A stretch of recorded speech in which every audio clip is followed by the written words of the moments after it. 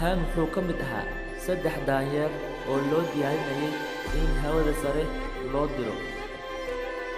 Ham iyo asxaabtiisa tababarkii ay qaateen, deedna waxaa ku soo baxay kaalintii koowaad Ham, taas oo loo diyaariyay in loo diro hawada sare. Waxaa loo diyaariyay in loo diro space-ka.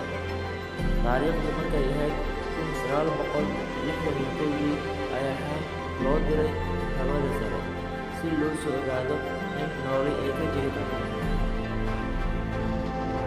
16 daqiiqo uu hawada ku maqnaa, Ham dib wuxuu ku soo laabtay dhulka wuxuuna u soo degay badweynta asigoo nabad qaba oo caafimaad qaba ayuu yimaaday. Marka daanyeerkan waa daanyeerkii ugu horreeyay ama xayawaankii ugu horreeyay ee space-ka gala, waxaana laga soo iibiyey ciidamada hawada ee dalka Mareykanka. Da'diisu markay ahayd 2 sano. Ham ugu dambeyntii wuxuu ku noolaaday